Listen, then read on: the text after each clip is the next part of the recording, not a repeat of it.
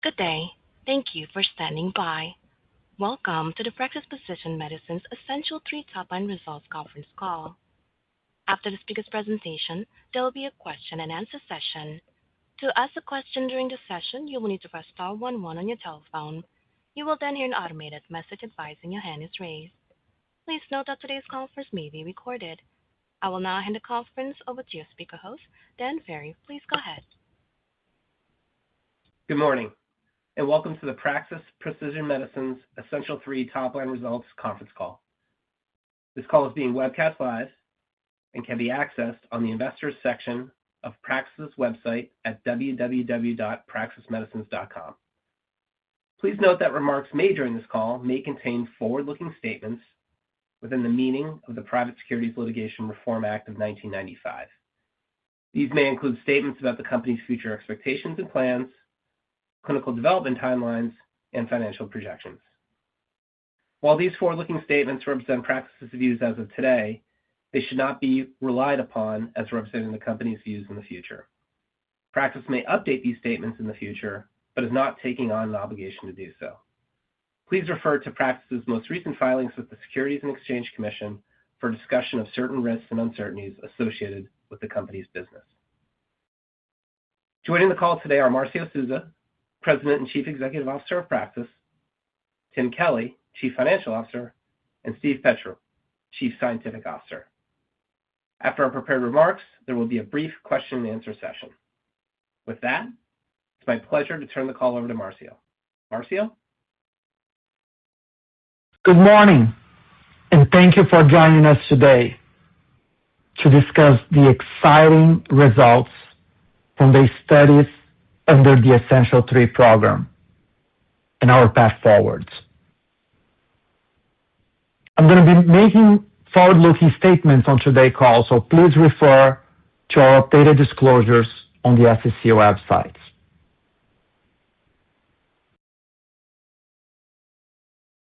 The Essential 3 program for Ulixacaltamide hydrochloride, as you all now know, was the first Phase 3 program ever to be positive in essential tremor for a drug.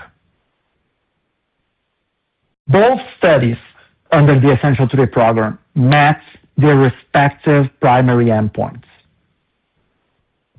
Ulixacaltamide was generally safe and well tolerated with no drug-related severe adverse events.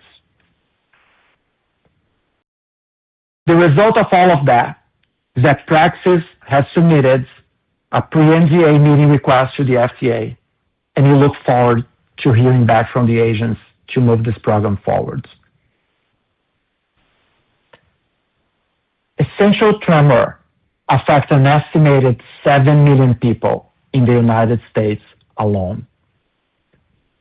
It's puzzling that there is no specific drug approved for essential tremor that was developed for the condition, and we're here to change that.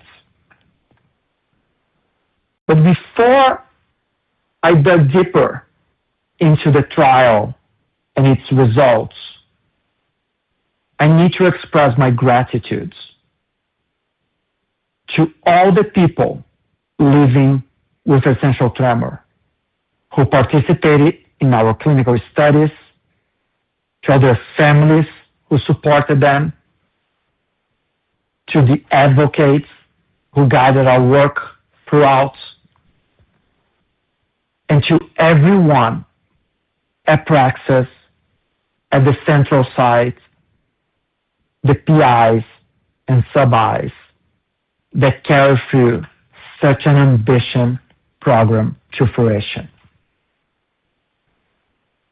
The scientific hypothesis underpinning ulixacaltamide is very clear in relation to essential tremor. Modulation of this important network in the brain by inhibiting T-type calcium channel block is fundamental. Now, before we move forward and talk about the results, I believe it's worth taking a moment to walk through the developments of the last few years. Just a little bit 2 years ago, we read out our phase 2b Essential 1, which helped us establish the endpoints that should be used in a late-stage program, aka phase 3, the dose that should be used, and many other aspects of the operation of such studies. We moved from there to have several discussions with the FDA, particularly centered around an end of phase 2 meeting and subsequent communications, where we're seeking and gained alignments on the phase 3 program as it relates to the endpoints, to dose, and the overall design. We started the Essential 3 program shortly thereafter, and from the get-go, we've seen very sustained and robust interest by patients and enthusiasm by physicians. It was incredibly ambitious to recruit 2 simultaneous studies at the same time. As we fast forward to earlier this year, Study 1 was subject to an interim analysis. And when examining the study at that point in time with that sample size, the Independent Data Monitoring Committee, which was bound by very strict rules, recommended that the study was unlikely to meet its primary endpoints based on the assumptions at the time. In other words, a futility recommendation. Due to the late stage of recruitment for the study, the fact that they were intrinsically linked, Study 1 and Study 2, and our general belief that faced with uncertainty being the first on a position to finish a phase 3 program, we decided to continue these studies. Praxis was not unblinded to any of the analysis or any of the deliberations that the IDMC had leading to their recommendation. Between that point and last month, we conducted extensive simulations and analysis on the blinded data. We consulted with a number of statistical, clinical, and regulatory advisors, and we decided that the most prudent thing to do was to refer back to what we knew from the Essential 1 program. There was the ability for ulixacaltamide to positively modify the disease when patients are exposed between baseline and day 56. So we made the decision to change the primary endpoints to day 56 from day 84. We also simplified the key secondary endpoints based on prior feedback from the FDA. All those decisions and the change that they generated on the protocol, on the statistical analysis plans, and on the postings at clinicaltrials.gov, as you might have seen, were done without any knowledge of either the interim analysis specific results or any unblinding of the data. From that point on, we are here today. In the last few days, we unblinded the study and we examined the data, and we're very happy to say that all pre-specified analysis for the primary on all four hypotheses that were generated in this program were met. What are those hypotheses? So the first one was the superiority of ulixacaltamide versus placebo on the parallel group study at day 56.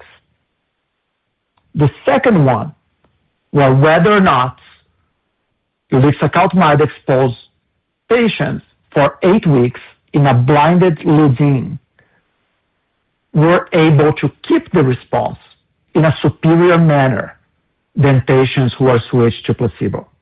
That was also positive. Because of the unique nature of the Essential3 program and the fact that not only blinding was happening within the trial, but also within the trials, study 1 and study 2, we're able to combine the arms of those studies. And that's where hypothesis 3, which is an overall combination, and hypothesis 4, which is contemporaneously using the arm on placebo from study 1 with drug from study 2, were done. All hypotheses resulted in positive, statistically significant results. So now let me walk you through some specifics from each one of these studies and from the next steps. So study 1 was 12 weeks in duration. And patients were exposed for ulixacaltamide for all 12 weeks or placebo for all 12 weeks. They were randomized simultaneously between study 1 and study 2 from the same pool of patients, which made study 2 blinded for patients, personnel in the study, or investigators in a very unique way during the totality of the study. Patients at the end of week 8 that met the criteria for response of 3 points on the average of day 49 and day 56 were then randomized to stay on ulixacaltamide or to switch to placebo. So let's talk about study 1 results. The primary pre-specified endpoint was the change from baseline to day 56 on the MADL11, analyzed using an MMRM model. Afterwards, if that was positive, the pre-specified sequential key secondary endpoints was the rate of disease improvement throughout the study, the PGI-C, and the CGI-S at day 56. The baseline characteristics and demographics for those patients were well balanced between ulixacaltamide and placebo and represents a very severe, affected, and representative of the United States population with essential tremor. Patients randomized to the ulixacaltamide arm on study 1 observed an average of 4-point gain after 12 weeks. This is a very large and very robust change. When compared to placebo, as you can see on the slide, those results were highly significant. All key secondary endpoints were also significant, both clinically and statistically. The rate of improvement throughout all 12 weeks, the patient global impression of change, and the clinician global impression of severity. Importantly, we have conducted a pre-specified tipping point analysis to test the robustness of the primary endpoints achieving such remarkable statistical significance. That sensitivity was also positive, resulting into a very small p-value, which confirms the robustness and statistical stability of the results we are seeing here. It was also impressive to see that not only ulixacaltamide acts very fast, as we can see here in the chart, as early as 2 weeks where the first assessment was done, but throughout the study. That includes day 77 and 84, as we discussed, being the time points by which the prior primary endpoint was assessed. If no change have been made to the time points of assessment, the study would still be highly positive.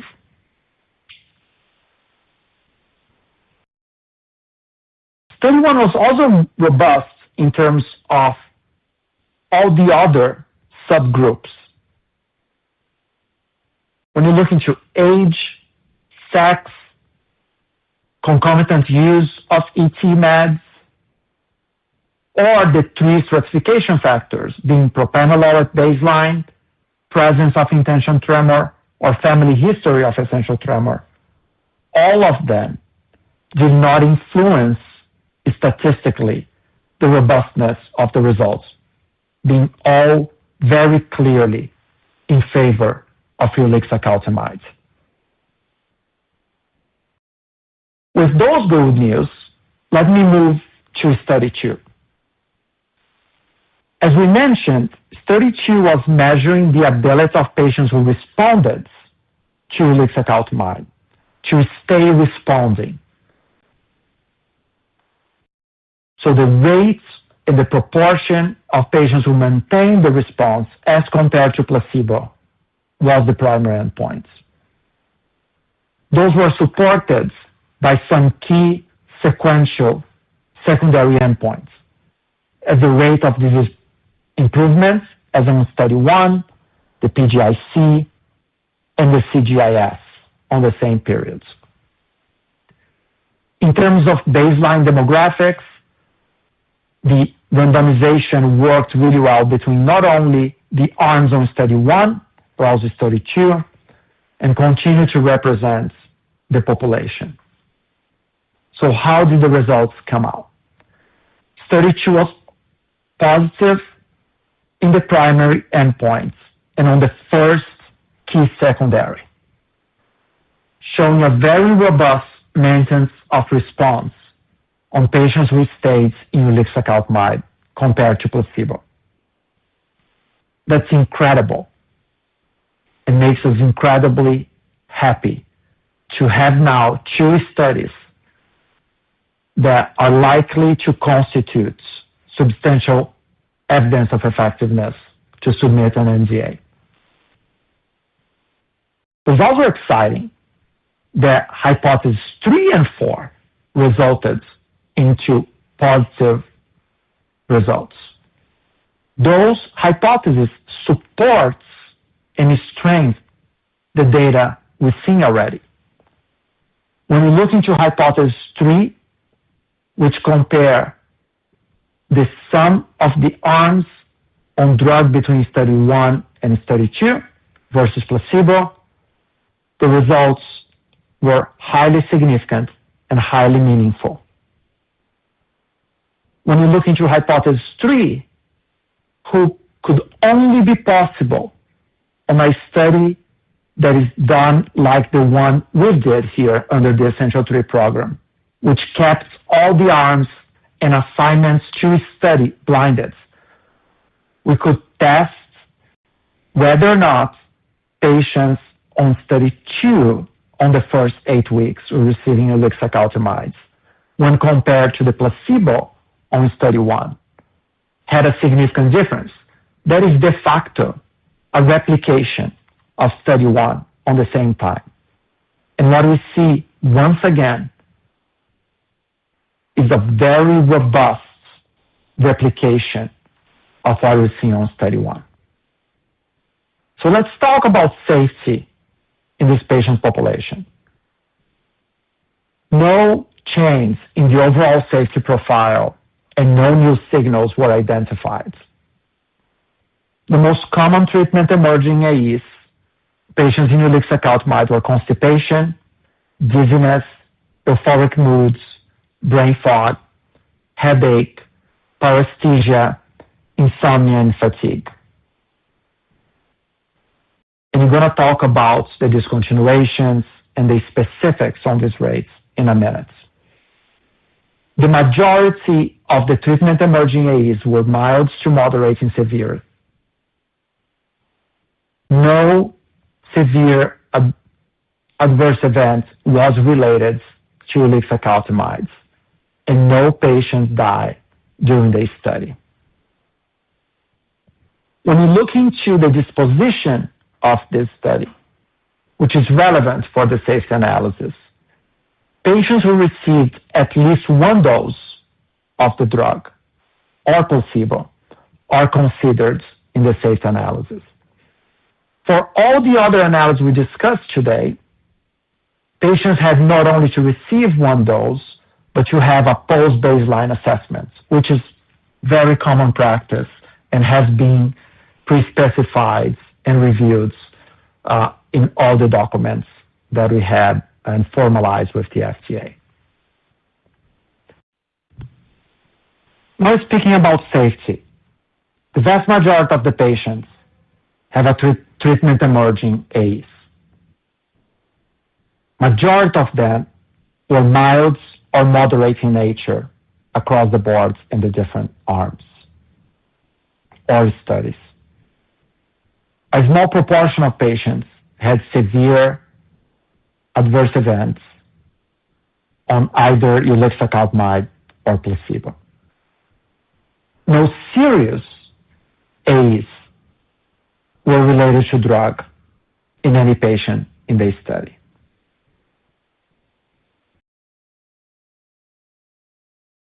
Approximately 30% of patients receiving ulixacaltamide and approximately 2% on placebo discontinue due to treatment emerging AEs. And the overall discontinuation in the study due to different causes were around 35% for ulixacaltamide treated patients. In terms of the adverse events themselves, as you can see here in the table, the top 4 were constipation, dizziness, euphoric mood, and brain fog. Those were all expected for such an active and potent drug as Ulixa is. Those are very common across CNS active drugs, and we believe that physicians are going to be able to manage in the real world for this population. With that in mind, I want to conclude those remarks by thanking everyone involved on this study. It's not many moments in life that we are the first to develop a drug specifically for a condition with such a high unmet need affecting millions of Americans, and to have a package that we believe could lead to an NDA approval in the near future. Now I'm going to open the call for Q&A. Operator? Thank you. Ladies and gentlemen, if you'd like to ask a question at this time, you will need to press star 11 on your touchtone telephone and wait for your name to be announced. As a reminder, in order to accommodate all participants in the queue, please limit yourself to one question per person. Please stand by while we compile the Q&A roster.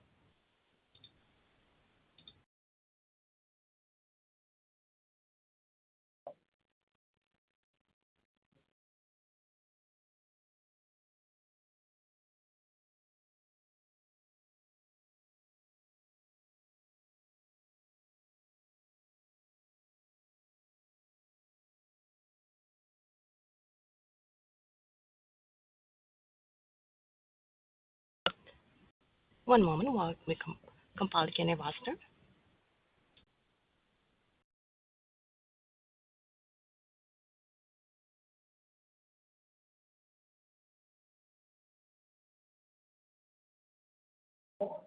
And we have a question coming from the line of Athena Chin with TD Cowen. Your line is open.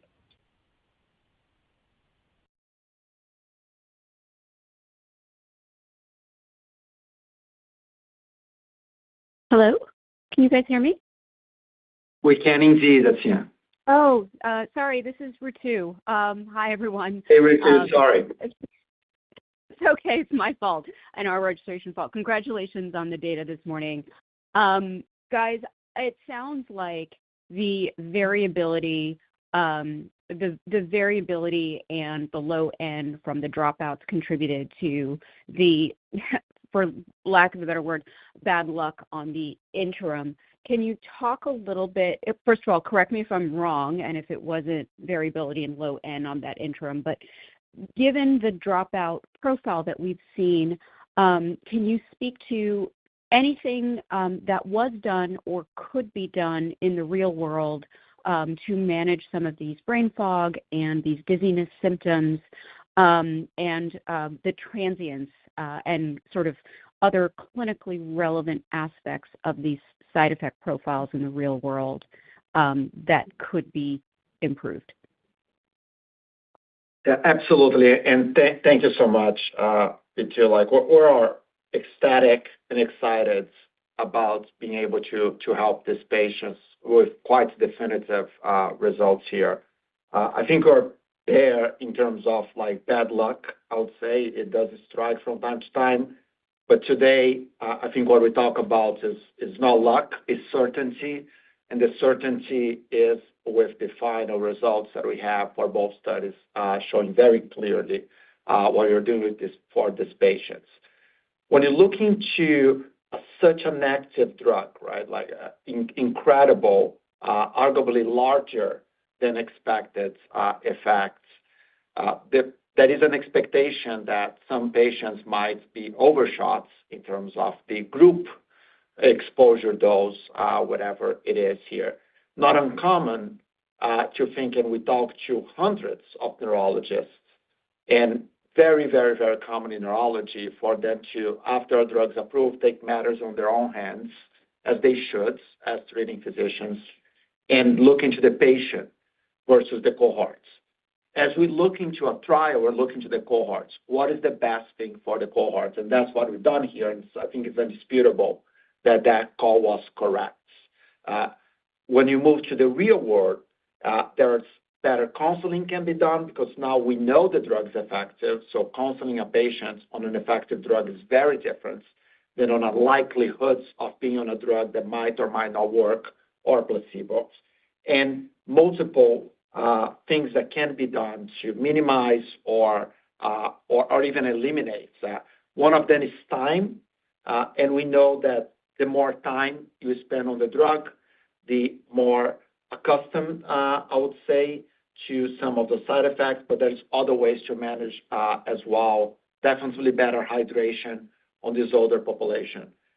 If we take the very worst case scenario here, would be helping 5 million patients in the U.S. I'll take helping one person every day I'm alive. I certainly would take 5 million, but we do want to help as many as possible with this drug, being the only game in town. So we're going to work very diligently with physicians to help them guide the way if you are so lucky on getting the NDA approved upon submission to the FDA. Great, thank you. Thank you. And our next question coming from the line of Yasmeen Rahimi with Piper Sandler. Your line is now open. Good morning, team. Congrats to the outstanding data and honestly for not giving up on the program and really plowing through. Really remarkable and a great decision made and for patients and for the company. My question is, team, given that you have requested your pre-NDA meeting with the agency with a very data-rich package, what additional analyses are you planning to complete as you head into the meeting? And then how do you plan on sort of communicating sort of the next steps with the street? And maybe one other, if you file your NDA in early 2026, how do you envision sort of getting commercially ready? So would love to learn sort of what's on the to-do list between now and the next few months. No, thanks, Yaz, and thanks for all the ongoing discussions throughout the years about this program. I sincerely appreciate that. Very happy to now talk about what is next. How do we get this drug to the market, right? I think the first important step here is that there is a lot of change happening in the United States, and we're very happy to know, because these are statements of facts, not of opinion, that the staff of the FDA that have been working with us from the end of phase 2 is there from like pretty much all levels. Like they understand the conversations we had, they've been guiding us along the way, and they be very responsive about our interactions. So we do expect to get the meeting pretty soon. There's always a number of other like sensitivities and things like that can and should be done throughout. But the bulk of that, I think we were 15 out of 10 on our slide deck this morning. I hope you all agree. We put a lot of that out already, right? It's like the classical, like there are subgroup here that is Q, and the answer is no. I think that's a very classic, like this works across the boards for all those patients. Is there anything that would change the original guidance for safety? And the answer is no. Then the things you don't know, because we haven't communicated, we have concluded all special population studies, renal and hepatic. We have completed all the preclinical package. As a matter of fact, we have already finished 80% of all the documents that are related to the NDA. We never stopped because we always understood very clearly the needs. So in very advanced stage of preparation for the NDA, we had a specific CMC meeting with the FDA, which is always very important, particularly in this day and age, to understand what else we could do. So I can give you the assurance that, number one, I may actually have to say that it's an outstanding team, right, that we have here, because we hear companies that are not even close to where we are in terms of submission of an NDA, and they're already like way beyond the point. So the team was very diligent with very little resource, since we are, until this point, a limited company. They completing 80% or so of the documents for an NDA is no small feat. So we're very confident that everything the agents guided us so far we have done. We are in a very good, I'm going to say, relationship with the agents in terms of like being very transparent with them, being a very direct dialogue. It's good that neurology is kind of our house in a sense there. We have several programs. They know how serious we are scientifically. So can't state for the agents, but I'm grateful on how much guidance they gave us. I'm grateful on how much time they gave us for all the years, and we're going to update you all soon. Once we get there, then we're going to talk about how to maximize the value. I think there is no one would doubt, and certainly I believe your model would support us, the lowest ends of the expected sales here is at least on the mid to high single-digit billions, and the very reasonable estimate is on the mid-teens billions for if you use just regular like pricing and penetration assumptions. So we always took that in mind when we are planning manufacturing, when we're planning other things, and I look forward to discuss all of that with you and everyone else very soon. Congrats. Thank you. Thank you. Thank you. And our next question coming from the line of Joon Lee with Truist Securities. Your line is now open. Hey, guys. Congrats on the really impressive results, and thanks for taking our questions. You have indeed put out a lot of details, even for this top-line data disclosure. On slide 14 specifically, the efficacy peaks at around day 49, 56, and starts to decline a bit thereafter. Any reasons for that? And with the study have hit stats at day 84 without any changes. And then, are there any flexibility in dose titration to help mitigate some of the AEs that led to the discontinuations? Thank you. Yeah, absolutely. I likely would disagree with your statements that if you look into the confidence intervals within each one of these points, right? And I know you are good students of science and statistics. That is, the precision is just within for all those time points. So the effect is actually largely and very large maintained throughout. Very important to notice that every time point is statistically significant, right? That they all favor drug. They all to the right of zero here on slide 14, as you mentioned. So no doubt whatsoever there. On the other side of the question, as you know, we hit it out of the park in terms of how fast it starts, right? By day 14, by 2 weeks of treatment, this effect was established. So it's not unreasonable, and we did talk to a number of neurologists to think that for some patients, they might just slow down a little bit. It's a lifelong condition. Patients were living with essential tremor in this study for 30 years, right?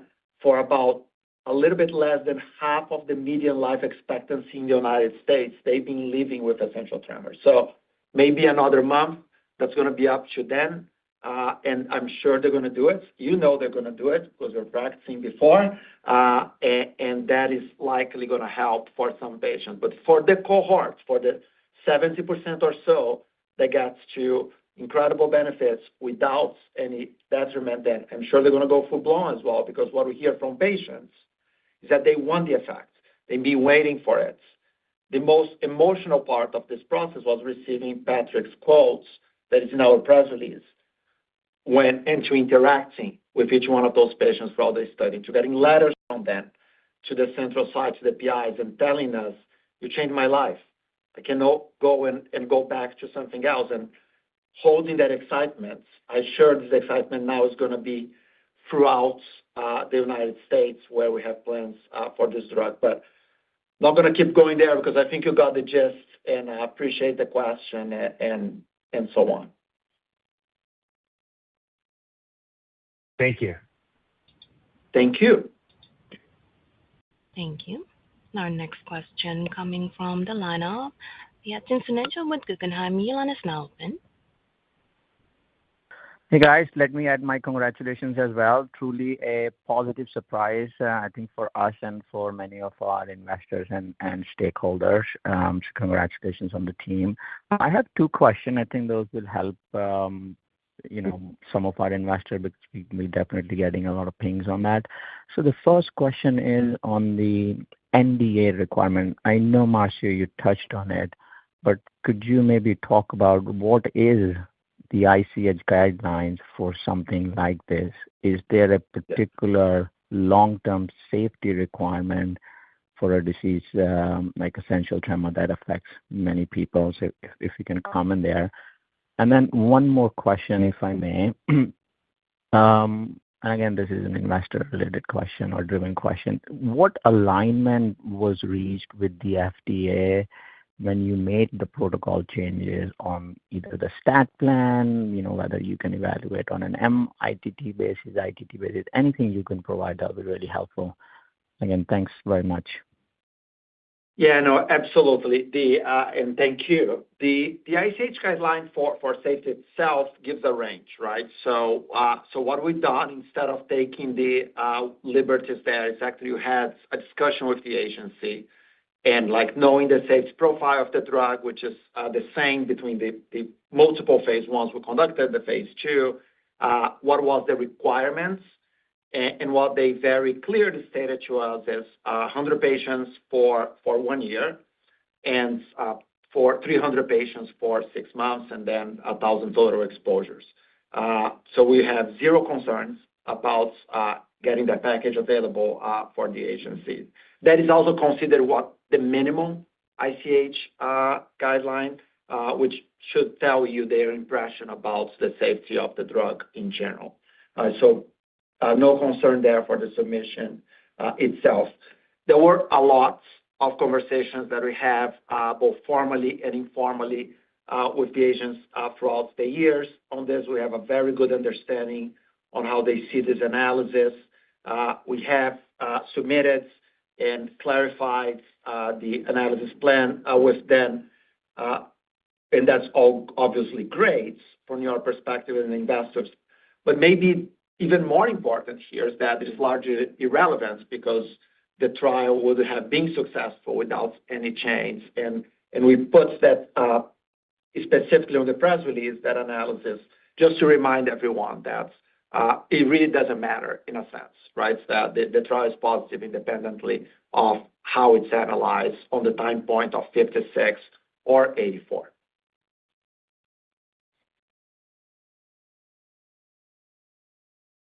Thank you. And our next question coming from the line of Jay Olson with Oppenheimer. Your line is now open. Congratulations on these landmark results, and thank you for your persistence in successfully completing this development plan on behalf of patients in need. Can you talk about your medical education strategy for ulixacaltamide in essential tremor, especially since you're going to be pioneers? And also, how are you thinking about the duration of therapy with Ulixa, or would it be dosed chronically? Thank you. No, appreciate it, Jay, and I guess I'm going to give you a call for headlines next time because I missed the landmark on ours here. So we've been super fortunate to be guided by a number of experts.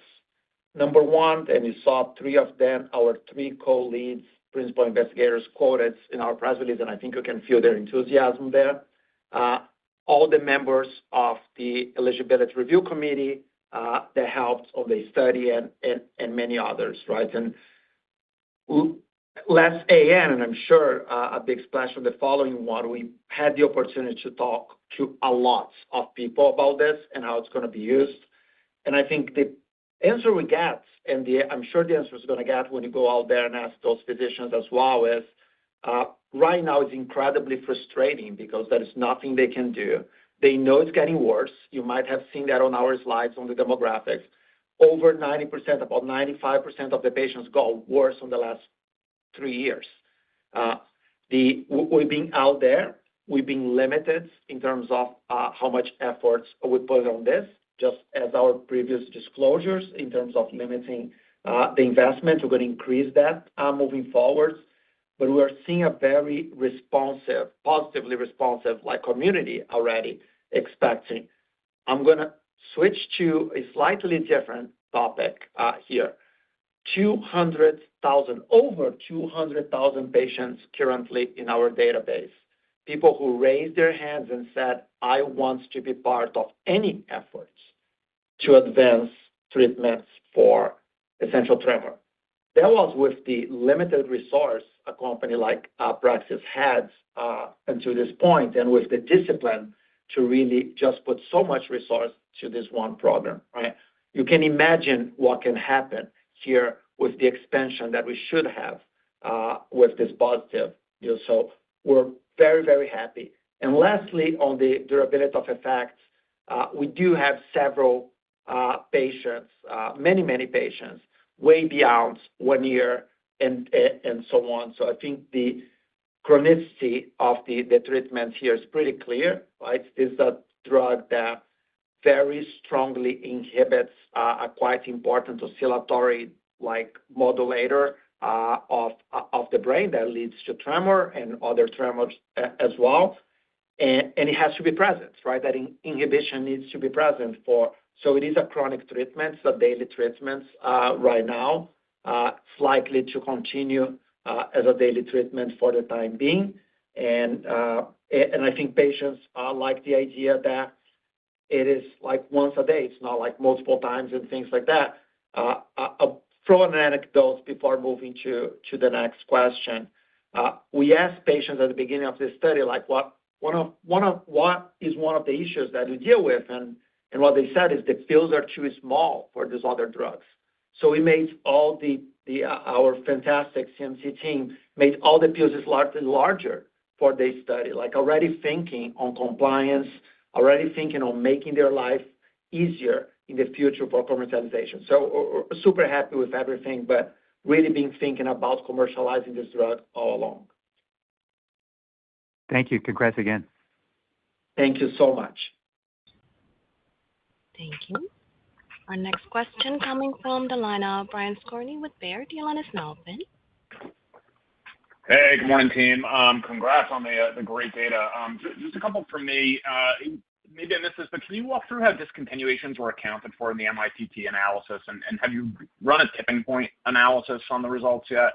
And then my second question is, I know there are non-scheduled drugs that can show euphoria, and there's precedent with Q-type calcium channels for not being scheduled. But given the delta that you see on euphoria, can you discuss any regulatory discussion around evaluation of abuse potential? Thanks.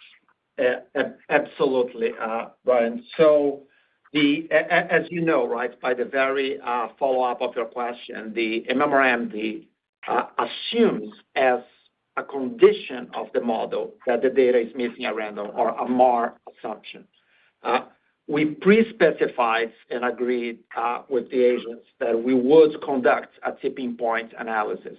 And I know the press release is very large, but if you look into the bottom of the table on the study one, we're already showing you the results of that tipping point analysis, right? Tipping points are, as you know, fragile because you keep going up around to what has been defined as the maximum you should do. That is about half a standard deviation or so. In our case, it was around 2.5 points.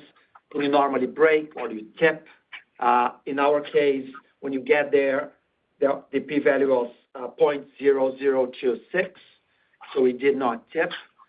In other words, as you know, but for the others not so versed in the call, means it doesn't matter, right? You can really attempt to break by reproducing MNAR data patterns here, and the data is still incredibly strong. So very, very happy with that. I think you had a second part of the question that I might have forgotten.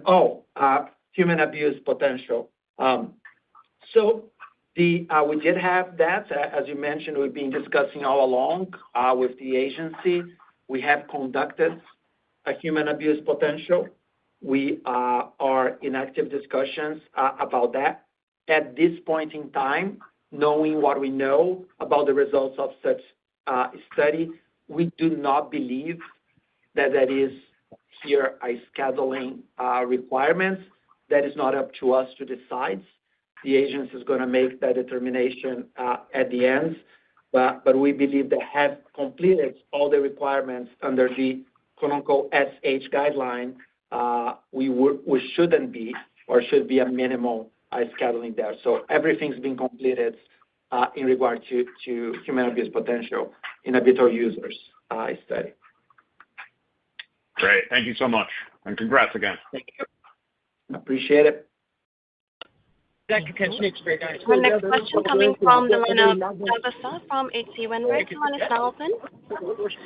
Hi, good morning. Thanks for taking the questions, and congrats on the data. I guess maybe, Marcio, as a starting point, I know when you conducted the interim analysis, the data monitoring board had said that there was sort of the potential to, or sort of asked you to look at the sort of statistical model that was done. Can you sort of talk a little bit against what changes might have been made And then just as a follow-up question, I'm curious in terms of the ADL, the MADL improvements that you saw, were there any particular domains or sort of areas of the ADL that we saw patients see most improvement on? Thank you. No, absolutely, Doug, and thanks for the support as well. So we looked through it, right? I mentioned my prepared remarks, and we decided not really to move the model, not really to change the model after very extensive simulations. They were based on a number of things, but one premise, right, that the minimum amount of change probably would be the best thing to do here under the conditions we're seeing, and ended up being the best here. So there was no change on the structure, on the covariates, or anything there for the model. Really, the MMRM was there before, the MMRM is now, and you see the terms on the MMRM in our slides as well that did not change. So now, speaking about other things, we have a lot of stuff to continue looking. What made us very, very clear that it was across the boards is when you have 4 functions regained in average after 30 years of disease.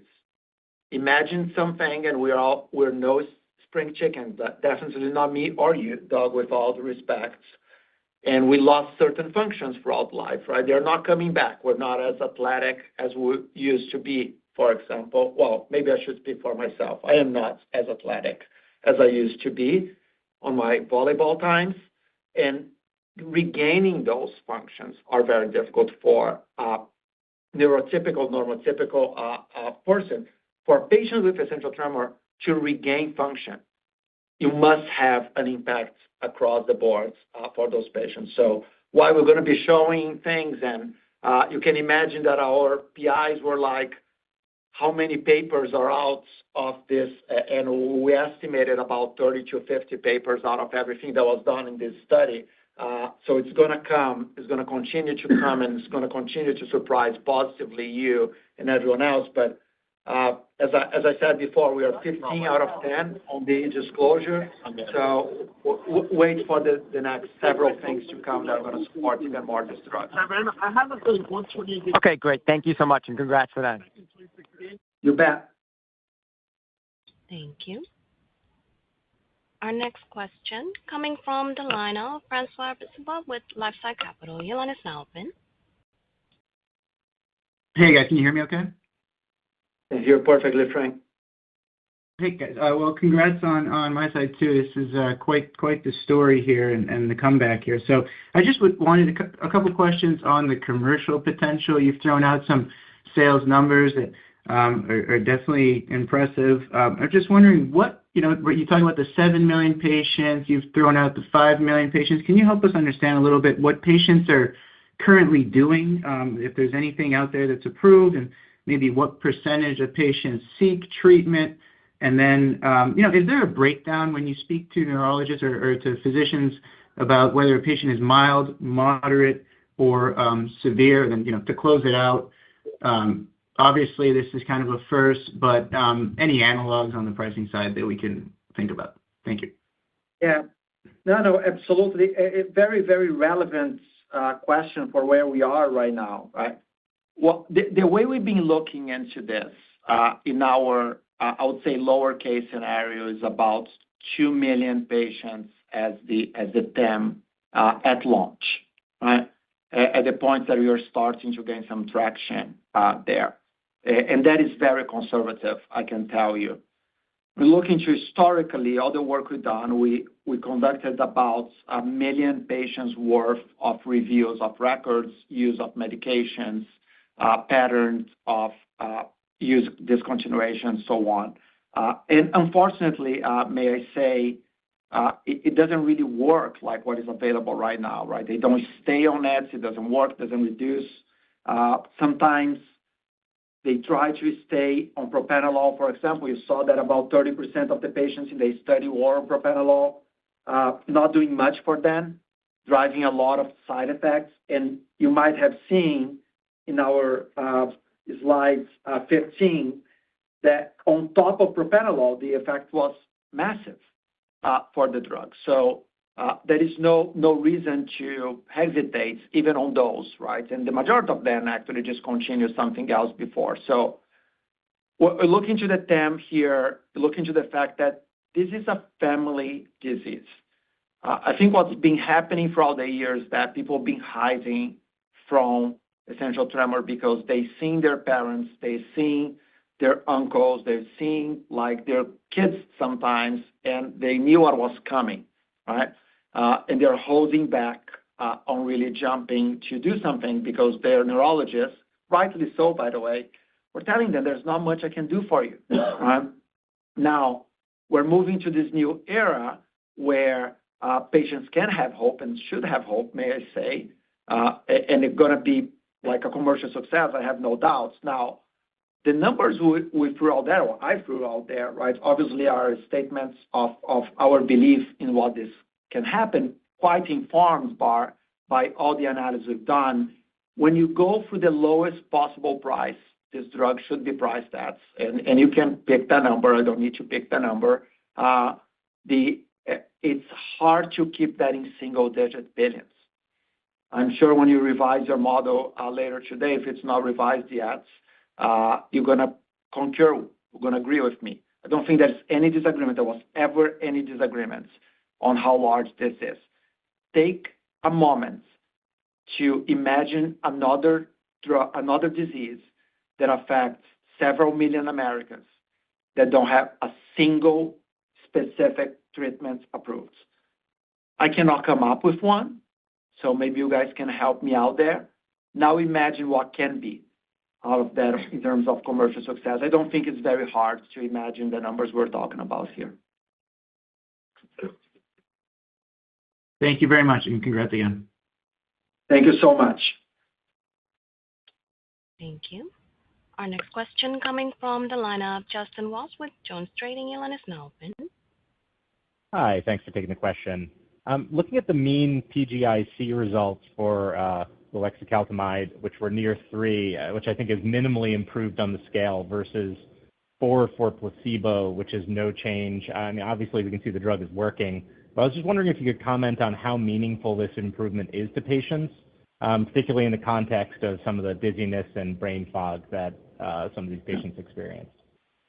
Yeah, no, that's very good contextualizing question as well, Justin. We put a lot of data out there today, right? So we decided at one point that there was like a diminishing return on adding more, but I can contextualize to you something that you should expect in the near future is talking about the improvements proportions, and you're going to be really impressed about stats. Like that, there are 2 ways to look into the data from these global impression scales. One is using the continuous variable, as you just seen here, but the other one, and arguably quite meaningful, is the way we looked into this before by looking to proportions of patients with very significant improvements, with much improved, with reduced severity in general, and that is quite impressive as well. What we see in the study, what we hear from patients, what we heard from the experts we discussed with is there was not even an expectation this would improve, right?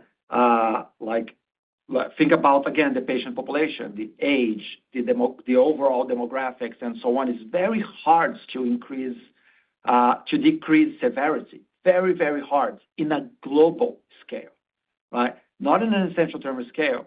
They are healthier. That's the conclusion at the end of the study, and that's quite remarkable. But more to come. Good contextualization question for sure.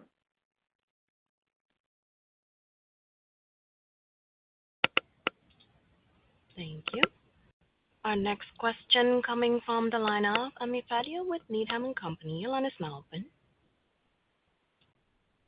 Hi, good morning. Thanks for taking my question. This data is truly groundbreaking and couldn't have been done without the strong execution and persistence, so I congratulate the team for that. Maybe a lot of my questions have been answered, but I was wondering if you could give some color on when the discontinuations typically occurred for patients, as in after how many weeks of treatment.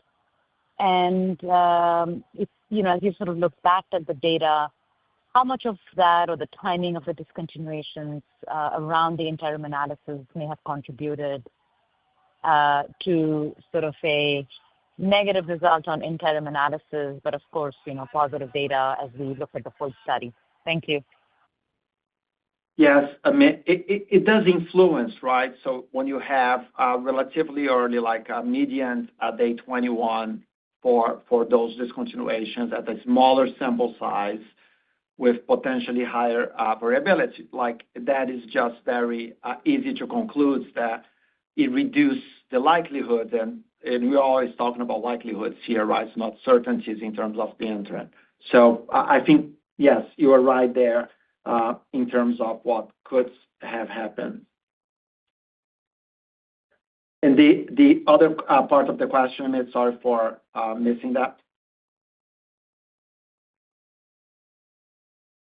Well, I guess maybe just, what can be done maybe in the real world setting to manage the discontinuations and, anything you learned from the trial around where most of them sort of accumulate, which might, tell us something about just the adverse event profile. Thank you. No, absolutely. I think what is being done, right, as throughout the study, as we kept things really constant to make sure we had the best estimates for the study. But we know, for example, in the long-term safety study, what can be done is, and thankfully, they're very simple, right? They're like hydration helps a lot for these patients. I certainly learned more about hydration in terms of like the elderly population than I would have thought in my life and how important that is. In general, I think the PIs, they were really willing and they really wanted to play with the dose a little bit. Of course, they could not. There was a very clear directive not to do. But we know that that's going to be happening in the real world for these patients. But it's an expression of how strong the drug is as well. So we knew, you might recall in other conversations, we talked about all the expectations here in terms of how potent this drug is. It just came to fruition today. We will do our best and to help to understand and to guide healthcare professionals manage their patients. But it was very thrilling for all of them. I think the first calls we did with PIs, I dare to say they were more excited than we were at one point, which was kind of weird. And then we got as excited as they were because they are seeing the suffering and they are touching these patients every single day. And we think about them every single day, but we are not on their shoes. So this is going to be a great partnership to help as many patients as possible. Thank you. Thank you. And that's all the time we have for our Q&A session. I will now turn the call back over to Marcio Souza for any closing remarks. Well, I would like to thank everyone. This is quite incredible moment in science when we can help patients really by doing the most rigorous, hardworking execution, disciplines way to look into all of that one could have. So I'm just the voice on this call. But the first thing is to say I cannot do any of this without the incredible group of people at Praxis that help every single day. And boy, do I push them. And they respond really positively. But the second and maybe even more important is that people who are here align on a principle. And I want to say to the patients, I see you. And that's why we are doing this for you. You know who you are, the people I really know with essential tremor. This was for you, and this is for you today. Like, thank you for keeping us going. Because, every single morning, we're thinking, as we criticize ourselves, as we think about what to do, the real motivation here is to help people. I started in healthcare 30 years ago or so to help people. This is the pinnacle of my existence in healthcare.